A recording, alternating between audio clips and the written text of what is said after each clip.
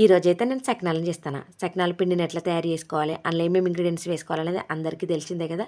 ఇప్పుడైతే నేను ఎట్లా చేస్తానో ఒకసారి చూసేయండి. మరి ఫస్ట్ అయితే నేను ఇట్లా బొట్టు పెట్టుకొని స్టార్ట్ చేసిన. పిండిని మంచిగా కలుపుకోవాలి. గిన్నెకి అంటుకోకుండా ఇగో ఈ విధంగా జిగొచ్చేలాగా పిండిని మంచిగా కలుపుకుంటే సకినాలు పోసేటప్పుడు పిండి అనేది మంచిగా సాగుతుంది. ఇప్పుడు పిండి మంచిగా కలిపినాక మన చేతుల పట్టేంత కొద్దిగంత పిండిని తీసుకోవాలి. నేను పిండి మంచిగా కలుపుకున్నా కాబట్టి చేతికి అంటుకోకుండా నీట్గా ఉంది.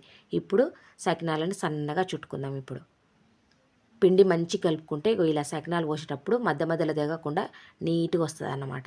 చూసారు కదా ఎంత చక్కగా వస్తుందో. ఇలా మొత్తం పోసేసుకున్నాక అంచు చివర్ని మంచిగా సెట్ చేసుకుంటే అప్పలు అనేది నీట్గా అవపడతాయి అన్నమాట. ఈ విధంగా మొత్తం పోసినాక ఈ చివర్లు అనేది కొంచెం సెట్ చేసుకుంటే అప్పలు నీట్గా అవుపిస్తాయి. ఇట్లనే అన్నీ పోసుకొని మంచిగా ఆరనియాలి. మంచిగా ఆరితేనే మనకు సకినాలు అనేది క్రంచీగా ఉంటాయి. ఇప్పుడు వీటిని నూనెలో వేసుకొని వేయించుకోవాలి. వీటిని నూనెలో వేసుకున్నప్పుడు చాలా జాగ్రత్తగా వేసుకొని వేయించుకోవాలి.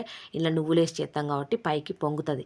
కాబట్టి రెండు రెండు వేసుకొని వేయించుకోవాలి. లేదంటే ఈ విధంగా ఒక్కొక్కటి వేసి నెమ్మదిగా వేయించుకోవాలి.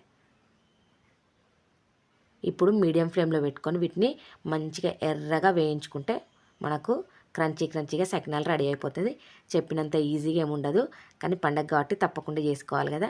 అందుకనే నా సకినాలు అయితే రెడీ అయిపోయినాయి. నేను చేసిన విధానం నచ్చితే మీరు కూడా వేసుకోండి. అలాగే ఈ వీడియో నచ్చితే సబ్స్క్రైబ్ చేయండి, లైక్ చేయండి. మరి ఇలాంటి మంచి మంచి వీడియోలు అన్నీ చూడొచ్చు.